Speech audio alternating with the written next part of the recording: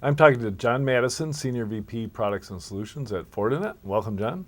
Thank you. So it's been quite a year since last we talked, and one of the milestones passed is Fortinet passing $1 billion in revenue. Congratulations. Yes, indeed. And a lot of product changes too as well.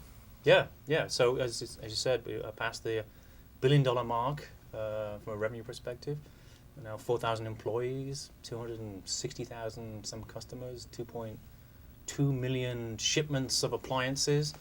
I think we're now over 70 of the Fortune 100 on a global basis. And so, the company's come a long way in just the last 12 months. So you're bigger than Gartner, that's what you're saying. I didn't look at it that way, but yes. I always track that.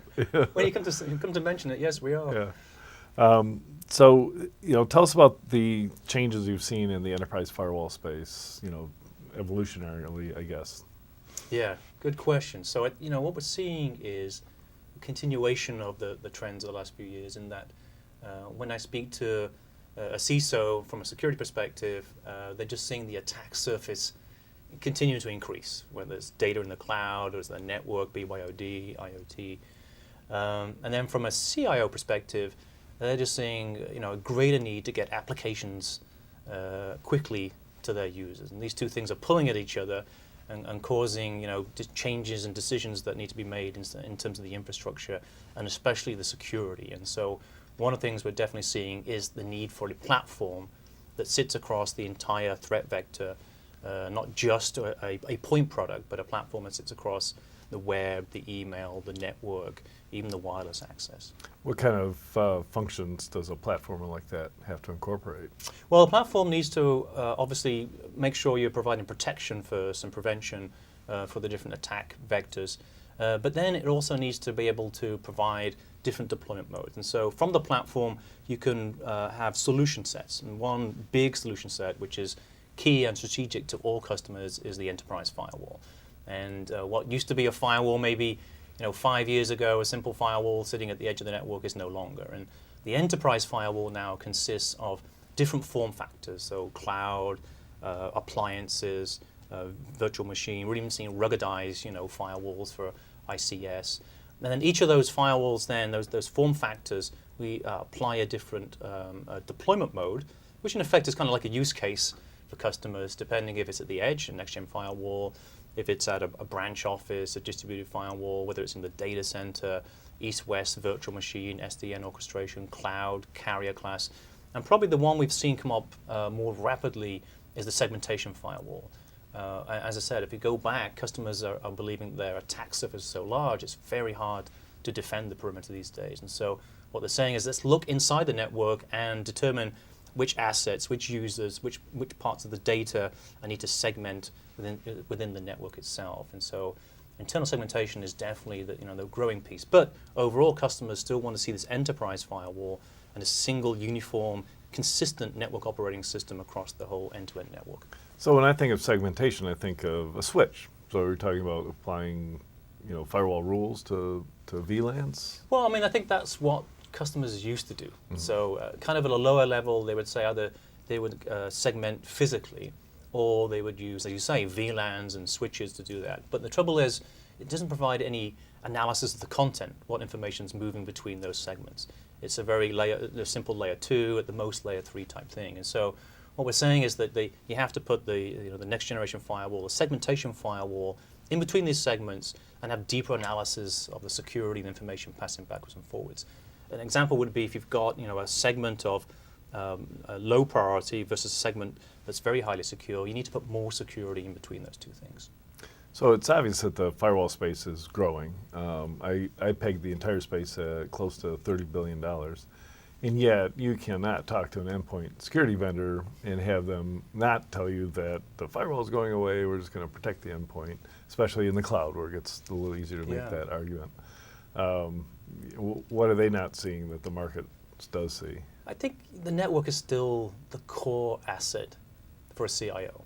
Mm-hmm. Okay, it may shrink a bit in that they're going to put, the data centers may get smaller because they're using more cloud pieces. They may have less control of the endpoints, but they'll still always have a core network. They still need to connect in some way, even if they kind of lease that out to other places. And so the network's still core. It's still the place you can see everything, all the traffic transversing into the applications. I think What's happening at the outskirts is the question will be, can you get agents on all these BYOD or IoT agents? And then inside the cloud itself, yes, we're going to go to virtual machine type software, but they're not agents. They're still kind of network devices in a virtual machine instance. So I've also seen a throwback to the 90s, a lot of new vendors coming up with essentially end-to-end VPN appliances, which I thought those ended up in the firewall years ago. How do you explain what's going on new there? use cases. And so one example is we've got good relationships, strategic relationships with AWS and more recently Azure. And when we look at deals and architectures with customers, enterprise customers who are now, cloud has gone beyond just we're putting things in there in the trial, they're putting real applications in there and real data.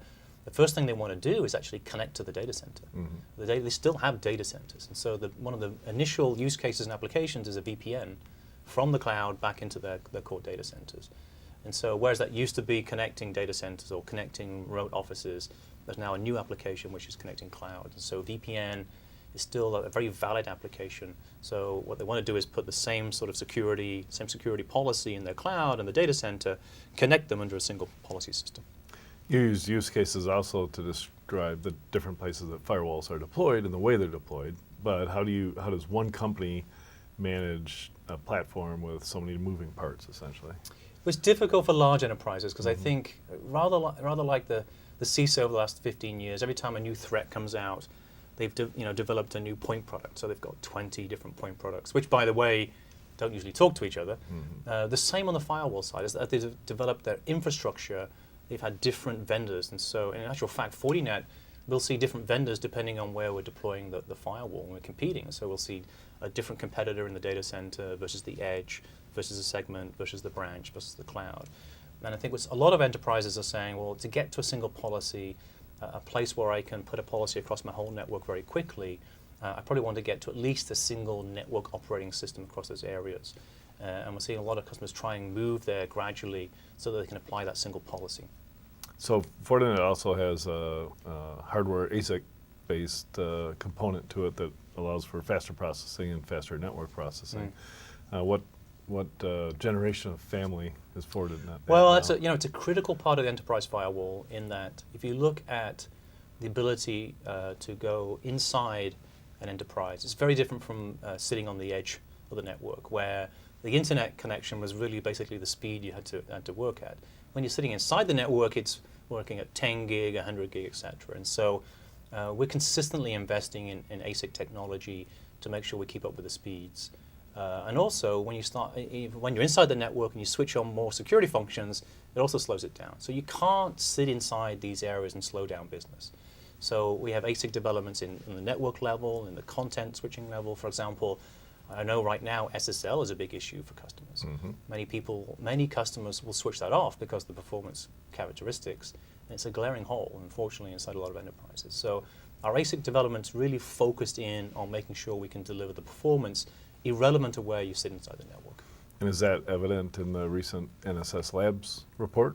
Yes, and so I don't know if you saw that today. I did. It was actually an exhaustive test by NSS Labs, who are well known for doing very detailed testing. And Fortinet came out joint top in terms of effectiveness, and one of the joint top leaders in terms of price performance as well. And so what was interesting about that report, one of the more interesting things for the first time is NSS started to look at, here's your actual results you got, and here's what your data sheet said. And this goes back to a conversation I think we had last year about the noise and the hype that's going on inside the industry. No one knows really how effective these tools are, these systems. No one really believes the data sheets anymore. And so there was a range, I think, from minus 89% all the way to plus 40% in difference in performance from your data sheet. And we were actually at the plus 40. Wow. And there were several vendors down at 80, 30 minus. In fact, there was only a couple of vendors who actually performed slightly above their data sheet. So you got to improve your internal testing too. Indeed. I never worked with those QA people. Yeah. Yeah. Yep. What do you see going on globally? There's been the last 3 years a little friction between U.S.-based companies and the rest of the world, and talk about, we're going to use non-U.S. companies. Is that materializing yet? It's still a bit. It's Yeah. localized. I mean, Yeah. it's localized. I mean, I think it's depending on what region of the world you're in, there is a bias towards threat research and security systems from that country. Of course, there are global players. Right. And I think it also goes back to that, again, from a conversation we had in the past about the threat intelligence sharing. And I think that's on two levels. One is at the global level where you're trying to, in the cloud, share threat intelligence as much as you can across the vendors. I still think the vendors could do a better job in that and making sure that they share the latest threat intelligence across the ecosystem more quickly. And then the other part of it, I think, is locally on inside networks where a lot of point products have been bought but don't talk to each other. And so the information, the ability to take, say I find a phishing email, I think it's a phishing email inside my email system, send it to my sandbox for analysis. The sandbox finds it is phishing. Can I send it to my network firewall to stop and block that information going out? Or can I talk to my endpoint to say, don't click on that file, or don't click on that file because it's a phishing email? It doesn't exist. So the industry really needs to work hard. There are some initiatives going on, but the industry needs to work hard on making sure these point products can talk to each other. So speaking of information sharing, I saw that Fortinet announced that they're in an information sharing agreement with NATO. Yes. What does that mean? That means, as it sounds, we're working closely with NATO. We're making sure. Is that NATO's IT department?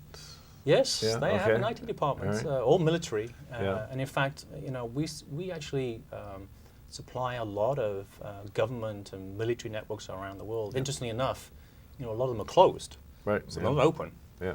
They're closed off to the internet, etc. They do have access, obviously, through devices and stuff. But they're going through the same process as an enterprise. They want to build out clouds. They want to have wireless access. And so they're the same security questions, even though they're closed networks, are coming up for those guys. And I think the sharing of the threat intelligence information is very important to them, so they can look at indicators of compromise and apply that to the network. And so it's a two-way basis in terms of their sharing information with us and us with them. Is that a product that Fortinet has? The threat intelligence feed of some sort? Is this It's a special? service, it's a service. So it's information. We're working on APIs to share that information effectively, so they can have a characteristic of where that indicator of compromise sits inside the network and the ecosystem. And also speed's very important. As you know, threats, once they breach a network, it's seconds before they provide information out. So speed is very important, as well as the way we format the information to them. So what does the next year hold for the enterprise firewall? The enterprise firewall, I think, is going to continue to evolve. I think when we've looked at it over the last 5 years, it's evolved in each specific deployment mode. Now it's very specialized. So as I say, if you buy a next-gen firewall, it may not work in your data center because of performance. It may not work in your branch because it needs wireless access or switching and things like that, or special WAN capabilities. Definitely inside the segmentation area, it needs high performance. It needs operation automation. It needs security.